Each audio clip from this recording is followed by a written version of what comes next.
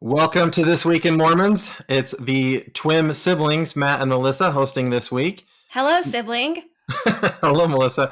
Hey, you celebrated a birthday this week. Want to tell us about it? Yes, I got older. Matt, what's kind of fun about me and you is that our birthdays are really close together. So we're only 11 months apart. Yeah. So you had a birthday too. And I always like that you have your birthday first because then we're the same age for 1 month and you can Yeah. remind me how old I got. And I can never remember how old I am. It seems weird, right? I always laughed at people when they said I can't remember how old I am, but I I really can't. know. It's I weird. I have Yeah, to I do can't the either. math. Yeah, and then I like to give you like in this year, here's what you can come to expect. Here's all the glorious things you can expect being this age. Yeah. Because you and I will have Yes. the same experience in a given year. Yeah. Yeah. I did have a fun birthday weekend though. My birthday actually fell right on General Conference Sunday. Um, Usually it's not fun when your birthday's on a Sunday, except when it's General Conference Sunday. Why? I don't think you should have to go to church on your birthday. Wait, I'm was your not, birthday on a Sunday? yeah, it was on Sunday, General Conference Oh, Sunday. okay. Yeah. I'm not against going to church. I just think as a rule of thumb, like I always take work off on my birthday, and I think you should also be able to take church off on your birthday. Okay, wait. When you were a kid, do you remember in primary you would go to church and like the week of your birthday they would give you like presents like a stick of gum or something Oh like yeah, that? and sing you the special birthday song, and yeah, you'd get like something special. Yeah, So I do they still always do that? I always wanted it to be my birthday on that day. It always felt like I didn't like it if it wasn't Oh, actually my birthday. oh, yeah, I never felt that way. Oh. You can celebrate me all month long if you want. That I'm fine with that. But it was good that it was like on a weekend because then all my kids could come visit and we had fun. Yeah. So my three kids and all of their significant others came up and I even like sent out birthday invitations, which is Whoa. something I've never done before, but I was learning how to use this new technology program. And so I was Was like, it "Ooh, called Microsoft Outlook? it was not called that. No, Was it it was called called Gmail? MySpace." No. Anyways, so I was like, I could do a really cute invitation on this. So I did, and I sent it out, and my kids were like, "You're having a party?" And I was like, "No, no, no, no, no. It's just you guys. I just wanted to make a cute invitation." They were like so like shocked that I would throw a party because I wouldn't. But anyways, so But you did. Like this was quite I a did. party. Well, I mean, kind of like it's just hanging out, but instead of just like having nothing to do, and I just wanted to play a game. So I created an Amazing Race, which I don't watch the show Amazing Race, but I understand the idea. Like you go places and you complete tasks, and then you try to be the fastest and stuff like that. So But in Amazing Race, you have to like go to the same location as the other teams, right? Like, so there's two yeah, teams, and they'll go to some country, and then they'll do some challenge while they're there, and then it's who does it the fastest wins. I'm pretty sure that's the general format. That's what I went with. I picked 11 locations all over our little city, our little town, and you could go in any order that you wanted, and you had to complete tasks while you were there and take pictures of things. And it ended up being super fun. It's fun having all adult children because you can do kind of like crazy stuff like that, and it was fun. So there was four teams, two people each, and like we did things like go to the park and ride and record yourself singing karaoke to a song from one of my three favorite bands, for Wow. example. And your kids um, did this? They they, sang songs that they you like? they were really good sports. Or like at one you had to like you had to do a half a mile loop around the dam. um, so Like like run? They had to run? run or walk or whatever, but you had to like do a half mile loop around the dam. But while you're doing that, you could complete other challenges. So I like did my word search while we did that. Anyways, it was some things were simple, some things were dumb. Like we chopped ice, we ate gross food. I don't know. We went to Maverick and made the employees there like say cheers with us. Maverick was way in. They were like super into our little game. Anyways, it ended up being really fun. I did lose. I don't like losing, but my husband was like, literally, you can't create the game and be the winner. That's not very cool of you. And I'm like, for sure I can, but I didn't. I did not end up winning. The youngest daughter won. You know, It was Melissa, fun. I've never worked at a convenience store in my life, but I would imagine it gets kind of mundane. And I think it's funny how you guys are always bringing joy to the employees of the convenience store. Listen, the Maverick, the local Maverick, they're a big day. They're a daily. We say hello daily in the morning when we stop in. We know all of the employees. They know us. So, You yeah. So when we you go brought in, them presents on Christmas. yes, we bring Christmas Eve presents to the Maverick employees every year because they're working on Christmas Eve. Good So night. So yes, we bring them presents every year, and they appreciate it. And so when we go in with our scavenger hunt, our amazing race, and we're like, hey, here's what we need you to do. They were like, oh, we're so in. They were like way in. They were super excited. And we were the last ones to get to our Maverick location because you could go any order that you wanted. And when we came in, we were like, who was here? And they're like, yeah, your oldest daughter was here. She did a terrible job. And then we saw your son, and he was like pretty good. And then we saw your youngest daughter. And I'm like, yeah, you know our whole family. We know you. Listen, we live in a small town. That's how it works. So I was wondering how you would keep track of who did the events and who did it the right way. And now I know it was Maverick employees. They were your Kept track for us. they No, were we took pictures, and that's part of the fun is afterwards, like sharing our videos and our pictures with everyone. Like there was one where you had to go to the park and do like an underdog on the swing and record it, but the snow is so deep. Like I'm not kidding. At the park, the snow was so deep. Like when you sat down on the swing, like your butt was in the snow, and the person trying to push you, like there's no path or anything. So it was hilarious watching everybody try and do an underdog and like dive into the snow beneath the swing to try and get it to count. It was fun. It ended up being really fun. So that's an event in the Great Race you would want to do last because everybody else would have cleared a path for you in the snow. Yeah, but the problem is you don't know what task is going to be until you get there. So yeah, Oh, it was hey, fun. I had a good time. cool. Hey, Huh? Melissa, let's get to the news. Okay, I think we're going to start with just some quick clips of news. The first one I wanted to bring up is Elder Holland's health. So, Elder Holland, Jeffrey R. Holland, we know he wasn't at conference because he had a bout of COVID. And we've gotten a little more information since then. He did have COVID, and his wife, Patricia, had COVID. But kind of compounding that is Elder Holland's been going through dialysis for a kidney condition. So dialysis on top of COVID, it's become a pretty major medical thing. So officially the church has given Elder Holland 2 months off. He's going to take 2 months off and focus on his health. You know, I saw on the World Report, he was somewhere in the world. I can't remember where it was. And he was walking with a cane and he just looked like older. And he was Oh, greeting people and he was seated while he was greeting people. So I think that maybe just generally his health isn't great. we forget that they do get older, our apostles, absolutely. And they're because they're still doing so much constantly. And a lot of what we get from them is written or spoken, right? We get reports from them, but we mainly just hear them. We don't see them that often. And so yeah, he is getting older. I'm sure a kidney condition is not helped by COVID. One thing is that he was scheduled to speak at Southern Utah University, so in Cedar City, Utah, For for their graduation. commencement, for their graduation. Yeah. And he will not be able to do that anymore. That's part of the 2 months where he'll be off.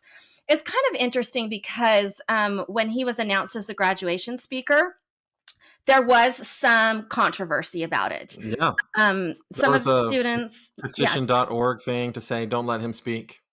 yeah, they said that he's anti-LGBTQ. Mhm. That was their main thing against him.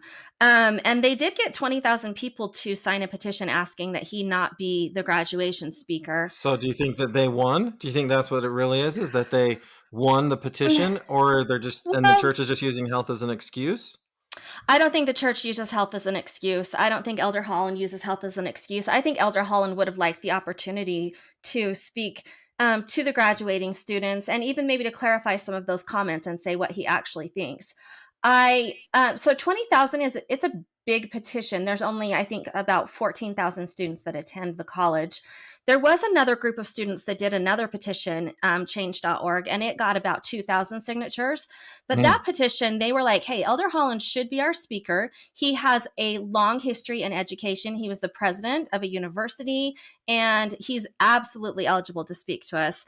I mean, I think controversy comes and goes, and I don't think the church responds by changing their protocol or their mission at all. I think say, great, like people are going to speak out about a bunch of stuff. I don't think that had anything to do with him not being the speaker. And I do think SUU is scrambling. It was SUU's decision who the speaker would Right. be, not the church. So, Right. Right. So that's what I was wondering is not the church, but if Southern Utah University had changed their mind because of that petition. And no, then, the response from SUU was like, hey, this is really, this is rough news for us. And we're going to try really hard to find someone else. But yeah, we're going to miss having him. so yeah, we'll move on to the next story. But Okay. we might talk about free speech maybe at the end. Okay. Because, okay, so the next story is that in the World Report that the church puts out between conference sessions, and it's online, you can follow the link if you want to watch the whole Huh? thing. They gave an update on that program. Remember, we talked about the vending machines, and you can buy things in vending machines, and this was all news Yeah, to they're me. called giving machines. Yeah. Yeah. And I told you, like, you could buy a chicken and send it to an actual person who needs a chicken.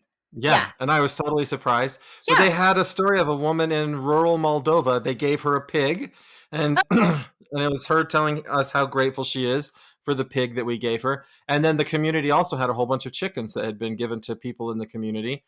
And then they announced in that $6.2 million was donated in the giving machines in just this last December. Oh, just from the giving machines? Yeah, 6.2 million. Wow. And in the last, I think they said 5 years, since they started the giving machines, it's over like $20 million that's been raised in those. Uh-huh.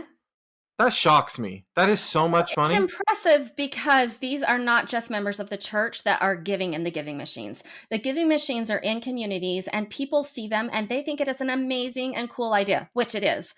And yeah, people of all faiths and even no faith at all donate because it's a season of giving and it's a great opportunity to do it. But yeah, that is a shocking amount. I'm really It's a impressed lot by of money. that.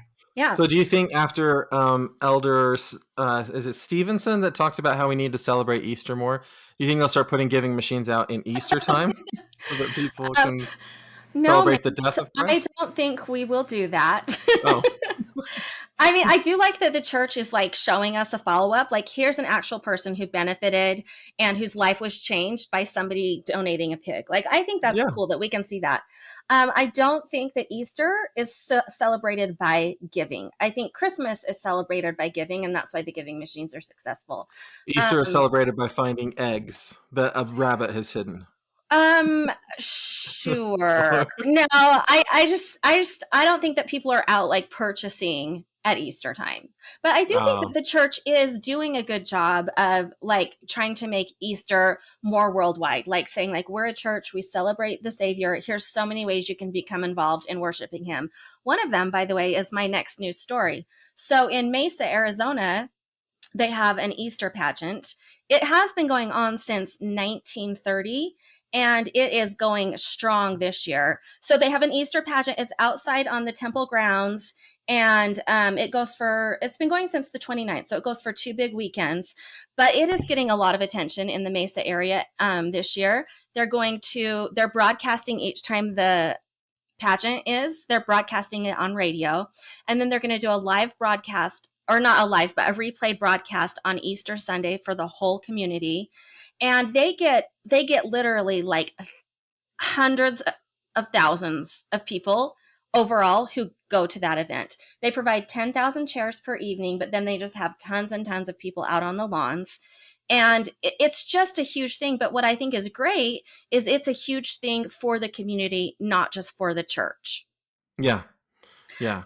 It's a missionary tool for sure.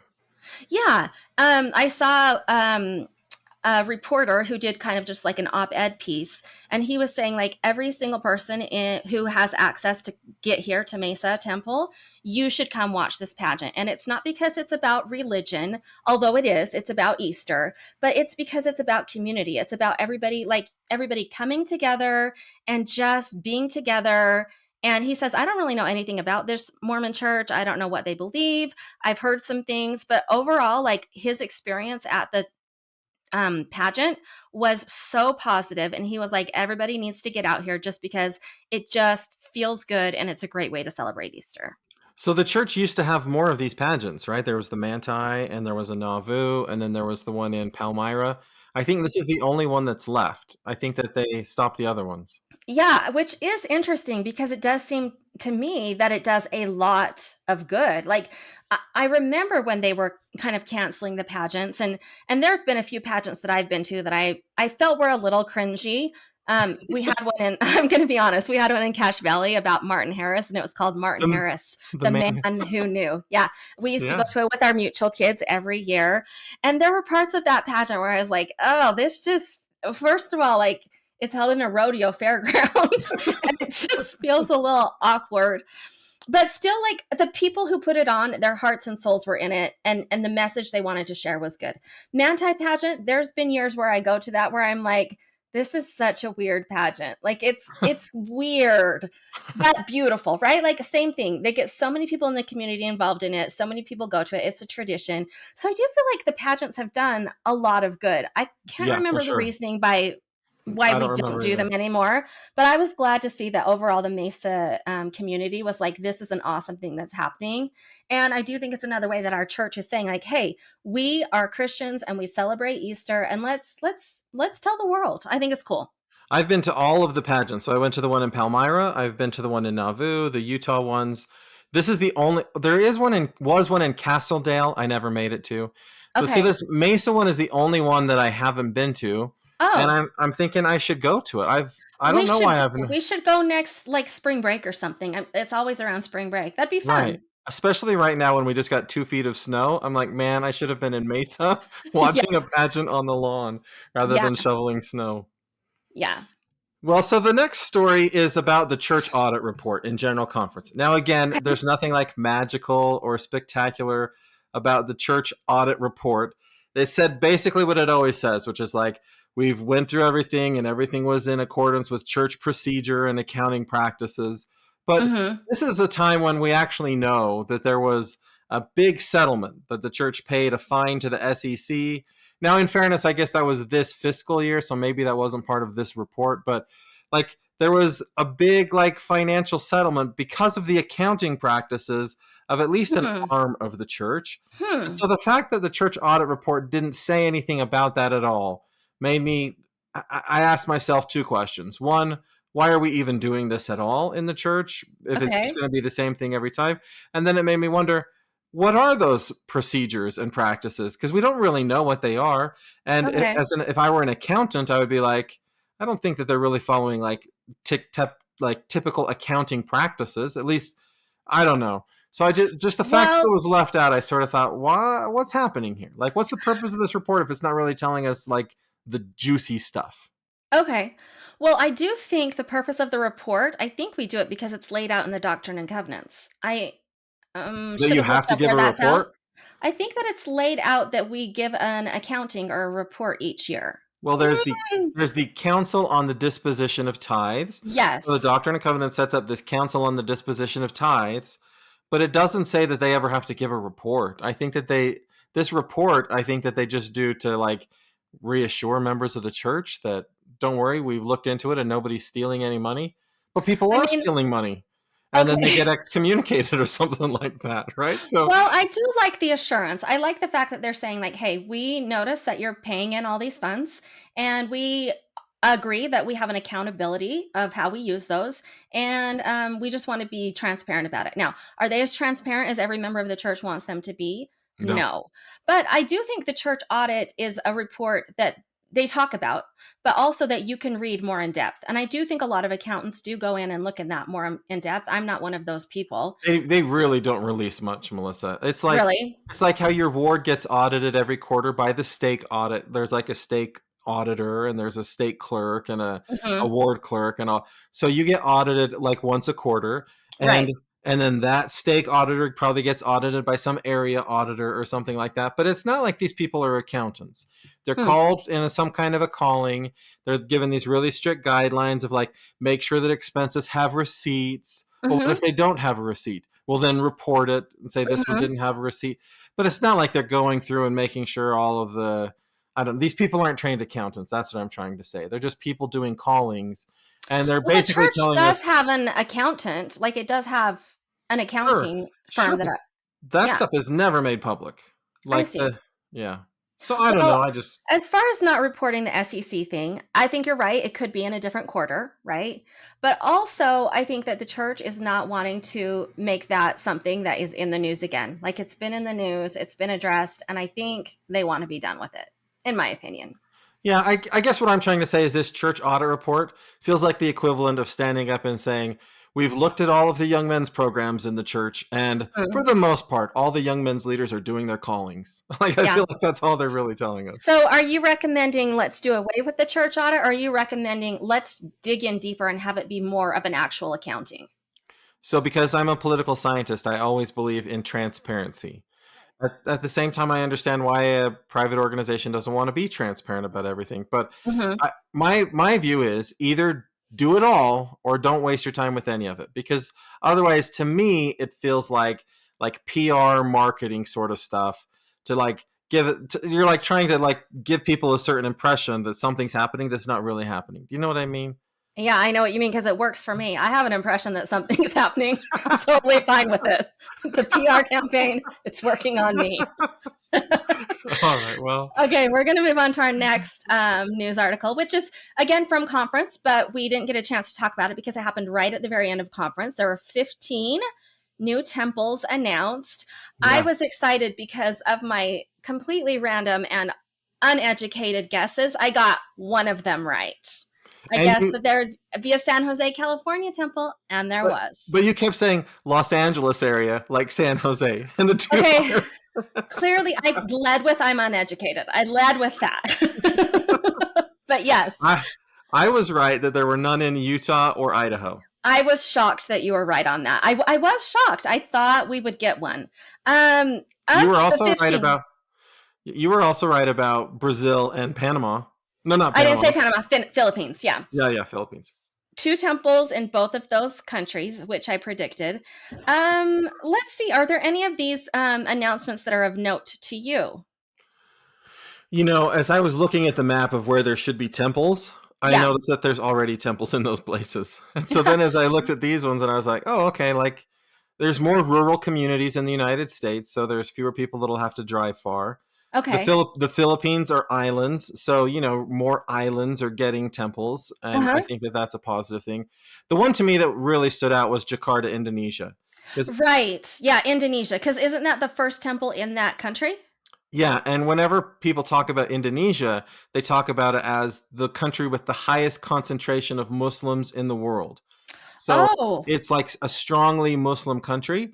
And okay. so and actually Elder Uchtdorf visited Indonesia recently, visited with religious leaders there. So to me, it's noteworthy because it's not known as a country with a strong LDS presence. It's known as a country with a strong Muslim presence, and so Hmm. that really to me signifies coordination between religious groups, where it's like Yeah. we're going to let you practice your religion in our country, and we hope you'll let us practice our religion in your country, and things like that. Yeah, yeah. Well, yeah, there are only 7,500 Latter-day Saints in Indonesia, Yeah. and there's 13 million people in that country. So, yeah, I think you're Yeah. right. But yeah, I'm so excited for them. Two more temples in California, so it'll be up to 12 temples in California, which I think is notable for that state. Because But they're yeah, so righteous in California they're so righteous there, which for a long I time. think if Utah wants to get another temple, we're gonna have to start acting like Californians. But we don't really need to because they're all moving here. It's kind of a weird paradox. It's California. It's as I look at where they're putting them in California, it's like a recognition of even though some places are close together, there's long drives because of traffic, and so Uh-huh. they're really trying to help people out with the traffic congestion. I think in getting to the temple, Yeah. and then Well, I think anyways, Hamburg, Germany. I think that's also sort of interesting. That's go on. the third temple in Germany. So there was one in East Germany built while they had a communist government. There was one in West Germany, but those are both kind of southern Germany. And so Okay. Hamburg gives, kind of northern Germany some. So again, you don't have to travel quite as far if you're a German saint to get to the temple. And I think that's great. Yeah. And I think if we keep announcing, in the range of 15 temples every 6 months, we're gonna be on track to have a lot of temples really soon. Yeah. Yeah. Yeah. I predicted 12. You predicted more than 12. Yep. So I won. You won. Well, I guess so. I guess I shouldn't get so caught up in reports that the church does at General Conference, but I am. So I Yeah. looked at the statistical report that comes out, Okay. and the Deseret News. We put a link to it in the show rundown, but the Deseret News put out a little comparison table so you can see like where we were a year ago and where we are today. And Mm-hmm. most of the things, it looks like there's pretty much the same. Like there's growth of about 1% in most categories. Children of record baptisms are down about 1%, but Okay. 26% more convert baptisms this year compared to the year previous. So Yeah, it's in the year, just 1 year, 26% increase. yeah, and it's like the year after COVID compared to a Yeah. year during COVID. Yeah. And there are more missionaries right after COVID than there were Okay. during COVID. Okay. We're up to around 64,000, which is kind of where we were before they lowered the missionary age. So it's like Uh-huh. they lower the missionary age, we get up into like 80,000 missionaries. Then COVID hits, and we're down in like the 40s and 50s, and now we're kind of back up to 64,000 missionaries. Mhm. Um, so does this mean anything? Yeah, I don't know. Uh, I think What it should I make of this? what should you make of this? Let me tell you what to think. I think it's awesome that convert baptisms are up. Okay. I think that in the past few years, we've seen a lot of publicly negative things about the church. I'm just talking about like shows that have been out, news reports that have come out. I think there has been negativity about the Church of Jesus Christ of Latter-day Saints, and I'm happy to see that that is not showing up in how people are actually looking at the church when it comes to joining the church. I think Yeah. this is a really positive thing. And I do think that it has been a difficult time to be a missionary the last few years. Hmm. And I'm glad to see that as you go out onto a mission now, you can have some hope that you might be able to have some baptisms. I think that's great. I honestly, a lot of, because I teach at a high school, so a lot of my former students who've been out on missions the last 2 years, it's been difficult. They haven't had the expectation that they're going to be super successful. And I'm glad to see that this shift is happening. I think it also reflects the new missionary tools that the church developed during the pandemic because Oh, I would say maybe up to half of a missionary's day, at least 25% of a missionary's day is dedicated to social media finding. yeah. So That is completely different. You're right. and and if you think about who are the people that are needing the church a lot, many of them are at home on social media and they're not walking around the streets anymore. They're like you, they're not going to answer their door if you I'm knock on their not. door. Do not knock. It will not happen. And so like this transition, the pandemic, and I think someone mentioned this in general conference, but the pandemic allowed the church to do this transition in missionary work and how it's done. And I think that these numbers reflect that, yeah, we figured it out. Like Yeah, we're it's back to the working and it needed pre-pandemic to happen. numbers with, yeah. Yeah, that's great. Okay. What about fewer children of record baptisms? Does that mean that fewer parents are having kids or that they're not baptizing their kids? I think fewer parents are having kids. Yeah, I I think mean, so too. we could probably look up the statistics for sure, but I think it's easy to look around and see, in my word, fewer people are having kids. Yeah. In our parents' generation, they were having like six and seven, eight kids. In our Right. generation, it's like 3 to 5 kids. And 3 in is my the new 8. yeah, Yeah. yeah, and so in our kids' generation, a lot of them are waiting longer to have kids, and they would not dream of having like 5 kids or 4 kids or something like that. Uh-huh. A Yeah. lot of them. So yeah, I think it's probably that. In our just guess. That's what we guess. Well, I don't know if you know this, but BYU Idaho enrollment has been declining for the last year, Oh, really? and I didn't know that. yeah, part of it is because BYU is letting more people in. But part of it is because fewer young people are going to college. Hmm. More and more, they say that they don't feel like they need that. But then part of it Mhm. too is demographics of the church. There's just not as many young people that age as there had been in the past. Yeah, makes sense. Makes sense. So I also didn't know what to make of this story. So Sister Anna Maria Bonnie Hernandez has recently been called as the new representative of the church to the NGO Committee on the Status of Women in Geneva, Switzerland. She's the first non-American to be called to this committee. She was born and raised in Spain, and the NGO Geneva comprises representatives from 40 UN accredited non-governmental organizations who have consultative status with the United Nations Economic and Social Council. the church gets one of these spots because of Latter-day Saint charities. So Yeah, so how I understand it is this is like the charity arm of the United Nations. It's yeah. like it's people who are involved in charities from around the world, and they come to discuss things and to talk about things and to represent themselves. And this one is specifically focused on the status of women globally. Mhm. So I think that it's noteworthy. I just think that we should mention that there are strong women in the church who live in the United States, and there Mhm. are also strong women in the church who don't live in the United States. And I think it's great to see that, at least in terms of global representation of church positions, that the church is more and more pulling from the talent pools that are not in the United States but are outside of the United States. Yes, the reason I like this is because I think the position that Sister Hernandez is taking over has traditionally been filled by someone who's on the Relief Society General Board. So you get people who are either in the Relief Society presidency or at least on the Relief Society board to go serve in that position. And I think that this is a switch, and that, yeah, as far as I know, she's not a member of the board, but she's definitely not living in Utah as most members of the board do. So I think that's significant, and I agree. I think it's great. I like examples of the church, a global church, using global resources to solve global Yeah, problems. I do too. That does bring up something else, though. As long as we're talking about women and their strengths and their ability to make changes in the world, I did notice that in General Conference, the entirety of General Conference, we only had two female speakers, one on Saturday, one on Sunday, in the entirety of General Conference. It was the Relief Society general president and then the outgoing Young Women's general president. Right, right. And None of the and counselors. none of the counselors, nobody, yeah, nobody in the primary. We had two speakers total out of 5 sessions. I think that is strange. I'm surprised I haven't heard more people calling out things on that. Now, did both of the female speakers do an amazing job? They really did. Yeah, yeah. But when we go this next 6 months in our Relief Society lessons and we're studying talks on from General Conference, we only have the potential to study from two females. I think that is not good. I'll just say it like that. It's not good. I think it's interesting because the Young Women's General Presidency, they were all released. And so Hmm. typically you would have all of them speak at one of the sessions of General Conference. Right. Or a mention from one of the new members of the general presidency.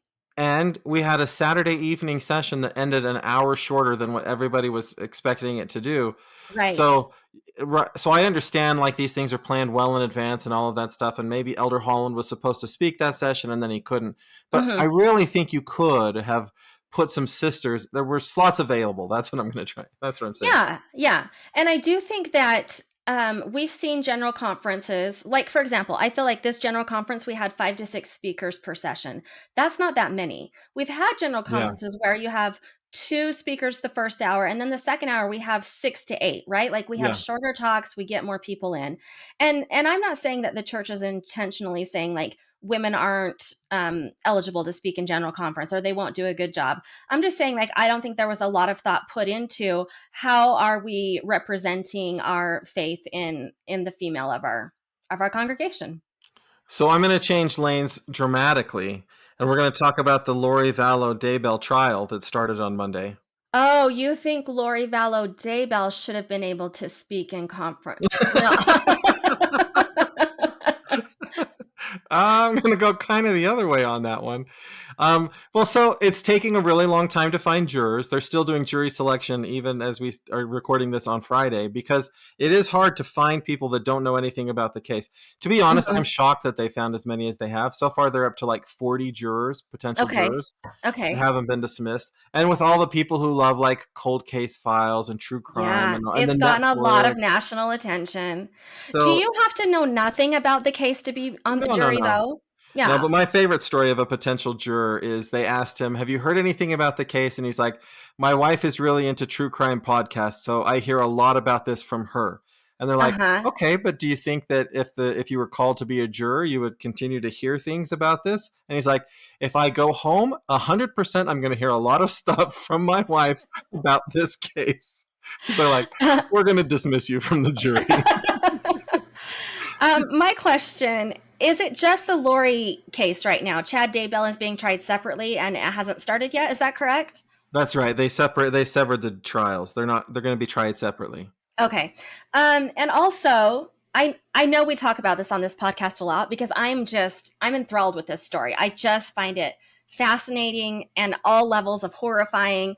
But is it actually Mormon news, Church of Jesus Christ news? What do you think? Right. So that's my biggest issue with it, is that when I look at the national news, they will call her a leader of like a doomsday cult, or they'll like I look at the national news and I say they're doing a great job of distinguishing her from the Church of Jesus Christ of Latter-day Saints. But then I feel like members of the church sort of like want to bring her in and embrace her and say, yeah, she's one of us and she's the super crazy one of us and we would never be like that. And so I just sort of feel like maybe we shouldn't do so much to like, I know that she is Claim a member her. of our, yeah, she is a member of our church. She hasn't been excommunicated. She but in that way, she's not a lot different than other offshoots. There's plenty of offshoots of our church. And when it gets crazy, we don't claim them, right? Like when stuff starts happening with the FLDS church, we're not out there saying, hey, they were once part of us too. And hey, they also revere the Book of Mormon and Joseph Smith. We're like, they're crazy. They're different. They're not part of us. Okay. But for some reason I do with this think one, we're like, Chad and Lori, okay, they were on the books attending church at the time that all this happened, right? They had a ward family. They had ministering brothers and sisters. They went to the temple. Like in their claims, they were active members of the Church of Jesus Christ of Latter-day Saints. but they were doing things they're not allowed to do in the temple. That's correct. But additionally, their family members are members of our church and our church communities, right? Like Rexburg, Spanish Fork, like those places are full of family members who are members of the Church of Jesus Christ of Latter-day Saints that are part of this. Anyway. Yeah. And people that we would call maybe followers or people who like them or enjoyed their podcast or whatever are active members of the church. Yeah. Yeah. Okay. But it's just hard for me because I have friends who are not members of the church who like study this sort of thing. And then they're always asking me like, what sorts of insights do you have into this? And I'm like, nothing. There's nothing that my church teaches that's going to give you any new insight into this case and why she did what she did. It's true. Whatever they did is not our church. Like that stuff is not from our church. And so sometimes I'm like, can we just distance ourselves from that a little bit more and not embrace it? We're going to keep following it. It's just too delicious. I just love it. Love it. Well, let's move to one of my favorite segments of the show, of the podcast. Big deal, little deal, or no deal. Me too. I love this because we never agree on anything. So the first one that we're going to talk about is some family members are going to be allowed to attend in person in Boise the Lori Vallow Daybell trial. Is that a big deal, little deal, or no deal? 3, 2, 1. No deal. Little deal. No deal. I say little deal. You know that our mom says it's a big deal. I was working out with her and she was going on and on and on about how horrific it is that the biological. So there's, I don't remember these people's names, but there's a woman who is the biological grandmother of JJ. Right. And she is allowed to go to the trial. Okay, but her husband is not going to be allowed to go there. Yes. And my mom was livid. And I'm like, Mom, who cares? Like, it's Lori Vallow Daybell on trial. She needs to have a fair trial. And I'm like, why do they need to be there? She's like, because they need to give her the evil eye as they're going through the trial. I'm like, that's exactly why they shouldn't be allowed in, because you don't need the jury looking at these people giving her the evil eye. Let them be some other place giving her the evil eye remotely or something like that. But there are victims' rights. So I understand, like, biological grandmother of a victim, you have a right to be there. But I also understand what the judge is trying to do. I actually amend my original. It's no deal. You're right. It's no deal. Okay, here's our next headline, okay? April 6th is significant in church history. 3, 2, 1. Big deal. Little deal. Big deal, Melissa. I say little deal. Well, I mean, I guess explain. This is a topic of regular debate in my family. Was Jesus born on April 6th? Some say yes, because in the heading of the Doctrine and Covenants, in section 20, it says that the day of the restoration of the church was revealed to be April 6th. And it Okay. also says in there that this is the 1830 years since Jesus was born. And so some people take that literally and say that means Jesus was born on April 6th. Or there's Okay. probably If more depth to it than Jesus that. was born on April 6th, it's absolutely significant to our church history, right? And they say And that he died on April 6th. And they okay. say that he's going to come again on April 6th because of all these Wow. other things that happen on April 6th, right? Okay. Well, I would say that that is significant. I would also say that it's significant to the world, not just to our church. But significant to our church, we're saying like the church was founded on April 6th. Yes. A weird thing, Joseph Smith was um, transferred from Liberty Jail on April 6th, Yeah, yeah, that's right? less important. Nauvoo Temple cornerstones were placed on April 6th. Yes. Salt Lake Temple cornerstones were placed on April 6th. The Yes. St. George Temple was dedicated on April 6th. Now, Yes. are all of these things And coincidence? and No, I so think the church intentionally does these things on April 6th. right, so that's the idea. They do it on April 6th because that is the day. Like Okay. if there was like a day for our church, it's April 6th. Okay. So big deal because I can infer from all of the things that have happened on April 6th in the past what must be happening on April 6th in the future. So like Also, I feel like I probably should change my birthday from April 2nd to April 6th no, and no. maybe renew my vows on April 6th. You want to have your own special day. Okay, this is a special day for our church. Okay, the next one is a king from Ghana attended general conference. And you can read more about him in the comments in the rundown of the podcast if you want to know more about him. But I want Okay. to know a king from Ghana attending general conference. Is that a big deal, a little deal, or no deal? Three, two, one. Little Little deal. deal. Yeah, a Little little deal. deal. We agree. I did think it was interesting that they announced that from the pulpit of General Conference that he was there. What I want to know is he a member of the Church of Jesus Christ of Latter-day No, Saints? no. Okay. No, he's so Accra, Ghana is like I think it's the capital city and we have a Yeah. temple there and a lot of Right. members of the church there. And there's been sort of a fight like so he's not the king of Ghana. He's the king of this region of Ghana and like maybe like a tribal chief or something like that. So Okay. there's different factions of people in that area and our members are a part of that and so I think he's trying to unite people and so he church leaders visited with him when they were in Ghana and then they invited him to come to general conference and so then he came. Okay. Yeah. Little deal. Okay. Here's our next headline. The Church of Jesus Christ of Latter-day Saints gives more to unhoused Utahns than you think. Well, if it's Three, more than I think, two, you're wait, leading what? me. The, If it's more than what I think, you're leading me. Okay, okay. okay. Three, two, one. Big No deal. deal. It's more than I think. If it's more than what I think, it's got to be a big deal. Sure. This is an article put out by the Salt Lake Tribune, and it is Utah specific, which is why I think it's kind of a little deal of overall Oh, church news. Um, but what they're saying is, hey, the church has come under a lot of criticism because they don't use their churches, which are their church buildings, which are largely empty, and let homeless people sleep in them. And they should probably do stuff like that because there's so many people who need housing.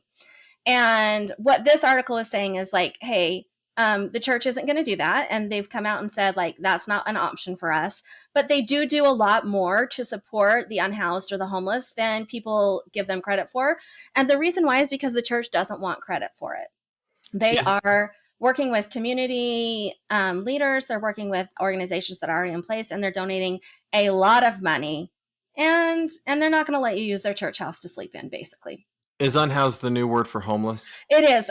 I've had a hard time adjusting to unhoused because how is it more politically correct than homeless? They're saying the exact same thing. You either Homeless are without a home or you are without a home, unhoused, homeless. It's the homeless same has word. homeless has negative connotations, Melissa. It doesn't have Unhoused to. It unhoused doesn't have to. does not yet have negative connotations, but in Yeah. 10 years, unhoused will have the same negative connotations as homeless and we'll find a new word. Yeah. Okay, that's all. That's all on that story. Okay, the Okay. next one. The next headline is it is Glenn Beck calls for a national day of fasting on Good Friday. Oh, this is easy. Ready? 3, 2, 1. No deal Little at deal. all. Absolutely Little no deal. deal. Little deal. I'll Okay, tell you why. Go ahead. You go first. Glenn Beck has, I don't know how many listeners. Let's say 10 million listeners. A day. And of those 10 million people, how many of them are going to fast? Because he said so. Like I don't 5, know. 15, I not don't know. percent, 5 or 15 total. Do people who listen to Glenn Beck really do what he says?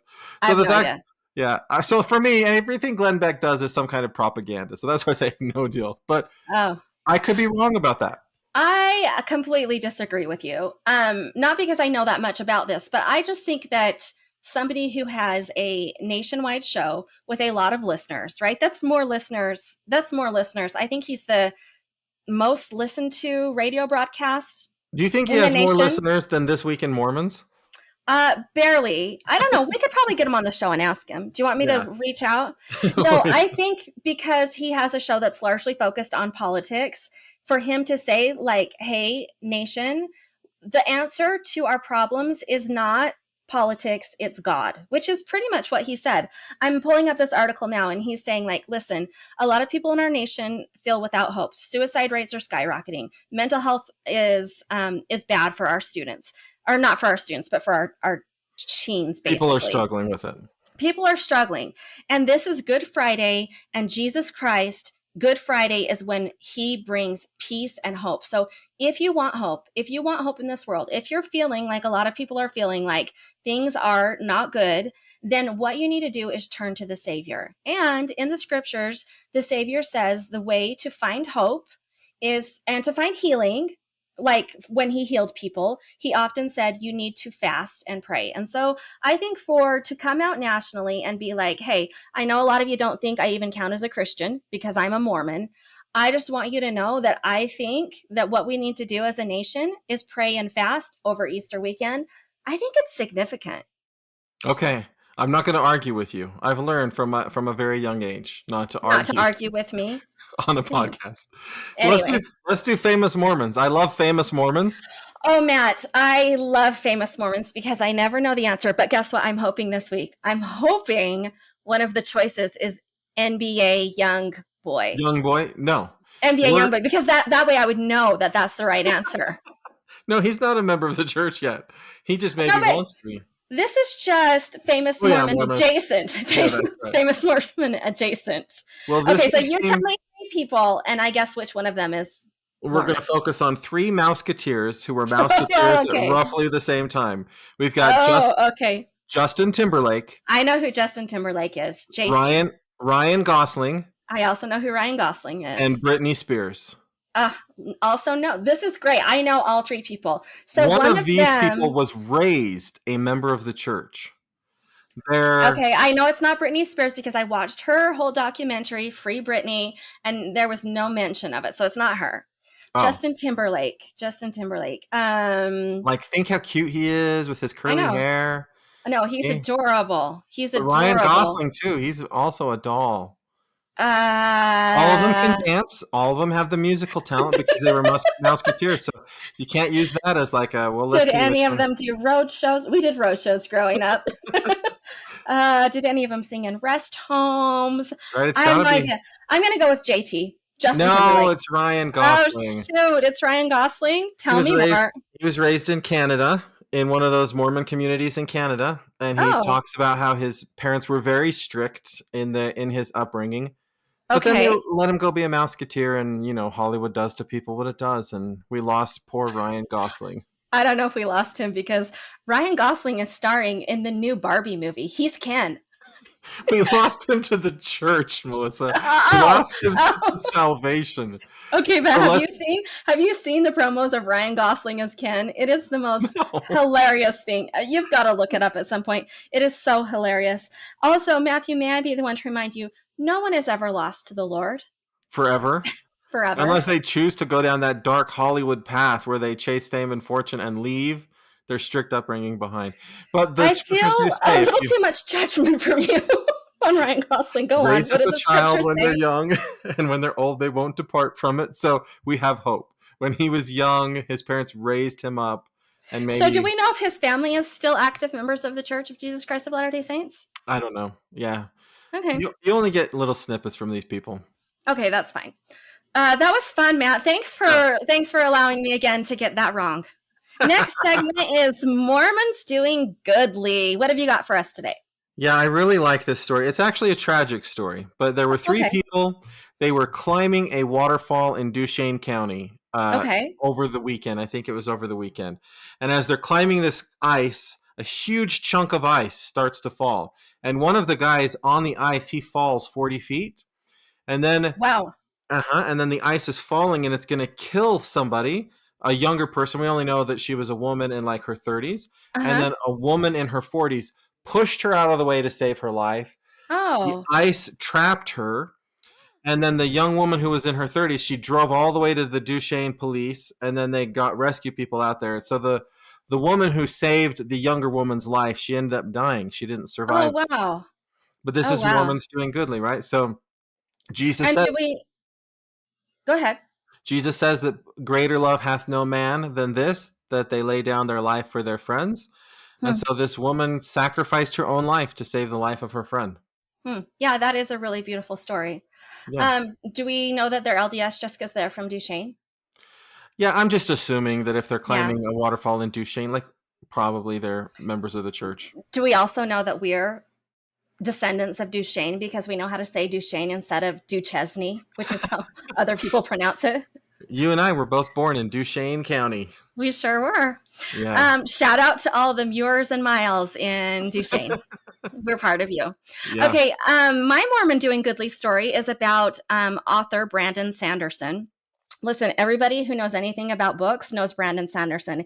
Yeah. He's the biggest fantasy writer, definitely of this time, but Yeah. of many generations. I mean, Brandon even some Sanderson. people say sci-fi too, right? Fantasy and Yeah, sci-fi. fantasy and sci-fi. In fact, I just started reading. He put out a new book this week, which I just started reading, called Trees of the Emerald Sea. He's a major phenomenon worldwide.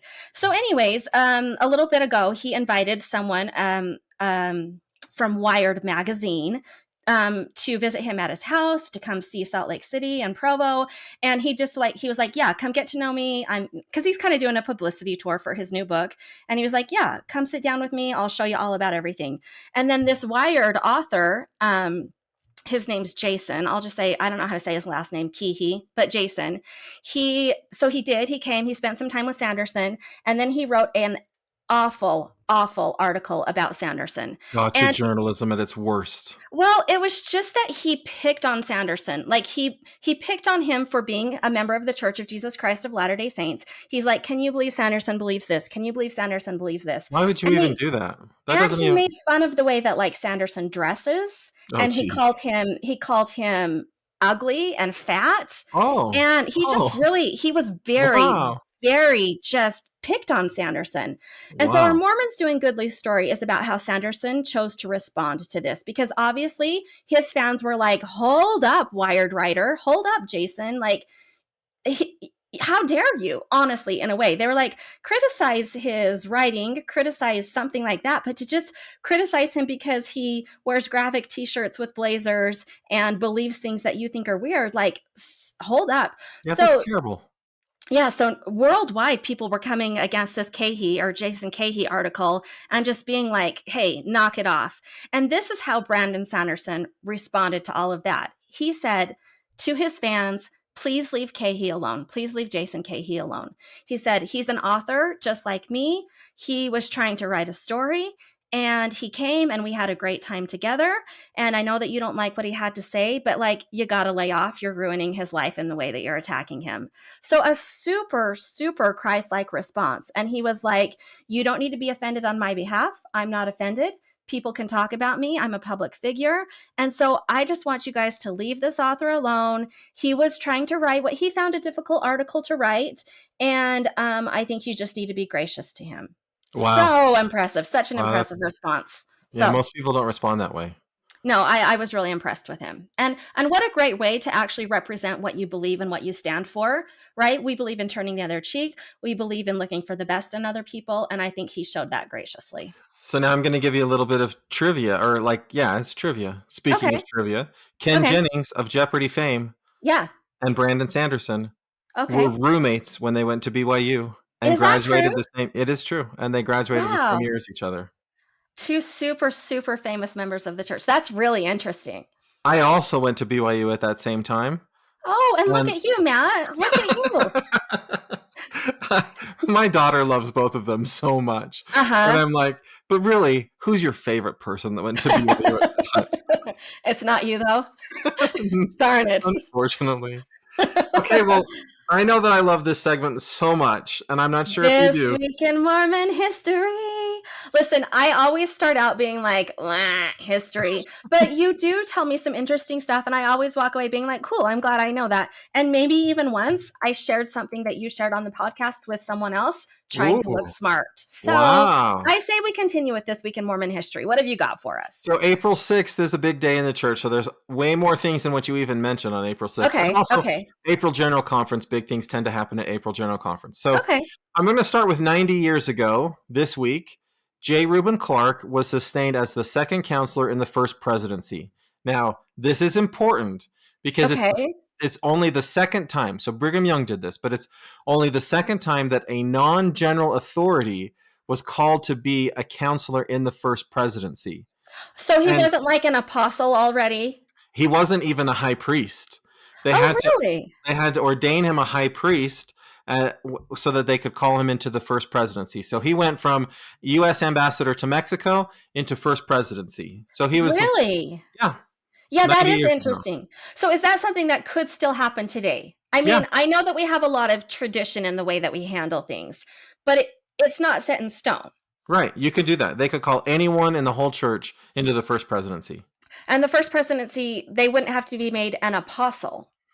That part I don't know. It said that they ordained him a high priest. So Okay. maybe, yeah, maybe he wouldn't necessarily be ordained as an apostle, but he would be sustained as a prophet, seer, and revelator because he's a member of the first presidency.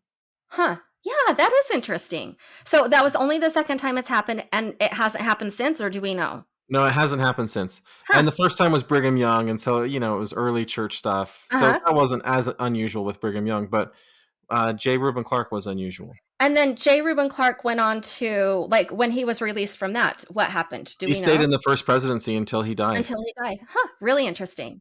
Yeah. Great. See, this is an example of what I think might be boring, but actually isn't. What else have you got? Also on April 6th in 1853, so 170 years ago, the Okay. Well, not reorganized 170. Hold on. 170 18. Wow. Okay. 170 years ago? on April 6th, Okay. the reorganized Church of Jesus Christ of Latter-day Saints was established. Oh, okay. Okay. Yeah. So they're not our church anymore. They're now Community of Christ. But that church also organized itself on April On 6th. April 6th. But here's what's interesting to me. So our church is organized in April of 1830. It's only Okay. 23 years later that the RLDS church is established. I've always thought in my Huh. head there was a lot more that happened, but it was really only 23 years until there was a new offshoot of the Church of Jesus Christ of Latter-day Saints. Because they stayed in Nauvoo. Nauvoo, didn't Mm-hmm. go west. They were like, Brigham Young is not the prophet. And are they the ones that were like, it's the descendants of Joseph Smith? Yep. Yep. Okay. Okay. Yep. Okay, the Okay. last one, Interesting. because we're a little short on time. Okay. 35 years ago this week, Okay. a member of the Church of Jesus Christ of Latter-day Saints is the governor of Arizona. His name's Evan Meekum. He Okay. was convicted by the Senate of Arizona of high crimes and misdemeanors and removed from office. So, Oh, yeah, he was the first member of the church to hold that office, and he was the first to be impeached in the House in Arizona, and the first to be convicted and removed from office. So what were his high crimes? Do you know? there's a Wikipedia article that you can read all about it, but there was basically a campaign donation that happened, and there was like a cover up around that campaign donation. Are you? This feels relevant. Moving Yeah, on. I didn't even It think about feels that. timely. I Interesting. didn't even think about that, but yeah. So there Huh. was a campaign, and after the impeachment, after he was removed from office, he went to court because he broke the law allegedly, but he Okay. was found not guilty of those crimes. Oh, so But he was not guilty, but he was still removed from office. right, because there are two different procedures, right? There's Yeah, the right. yep. Yeah, makes sense. I did not know that a member of our church had ever been governor of Arizona, nor did I know that a member of our church had ever been impeached and removed from office in Arizona. Yeah, But that was in a super sh- interesting. in a shout out to members of our church, all of the members of our church that were in office did not vote to convict. None of them were in the Senate, but they voted against his impeachment. Oh, So I see. we Okay. we stayed Mormon strong, if that was a thing back then. Shout out to you guys 35 years ago. You know, a funny thing is that BYU wanted to bring him out as a speaker, Oh, and like somebody high up said, no, you can't bring him out as a speaker because the church educational system, we have to have people of high moral integrity and things like that. And so uh-huh. somebody who's been impeached and removed from office doesn't quite fit the definition of who we would want to bring out to Huh. BYU. So he is still alive. I don't know. Maybe the Wikipedia page link is there. No, he died in 2008. Okay. Oh, too Okay, yeah, bad. I just looked it up. Yeah, but that was an interesting story. Do you think that I have high enough moral character to speak at BYU? I'm just throwing it Absolutely. out there. Okay. Absolutely, Melissa. Okay. Yeah. Yeah. Yeah, okay. So I've got a few things to work on between now and next episode, but yeah. I'll reach out to BYU and see how Is they that feel your about goal? it. You want to be a speaker at BYU? No, I don't. But I will tell you, I love listening to their weekly devotionals. Some of the speakers are great, some of them are not great, but I like listening to them at any rate. And BYU Idaho too. I like listening to the Would you devotionals. be comfortable with their format where you speak without a podium in front of you, like with this big screen surrounding TED you? Talk style. Oh, is that what that is? Yeah, TED Talk Oh, style. oh. I think it's a move to be more current and relevant. I don't know. I don't have feelings on it either way. I think the part that I like is that removing you from the podium makes you seem less like an authority of the church and more like a person who's just giving some thoughts and opinions, which I think is appropriate for a BYU devotional. But I don't want to see President Nelson doing a TED Talk style speech at BYU. I want them to You give get him that the sometimes. podium. Yeah. Yeah. Hey, This Week in Mormon listener, thanks for tuning in to this episode of This Week in Mormons. It was great Yep. to have you with us. Yep. We love you guys. Thanks for sticking with us. Thanks for listening weekly. And again, feel free to reach out to us. Matt, tell them where they can reach us. You can find us on social media. You can contact us at contact@thisweekinmormons.com. And people have reached out. We read those emails. We listen to them. We love to hear from you. So please continue listening to us. It's been great to be here today. Enjoy your Easter weekend.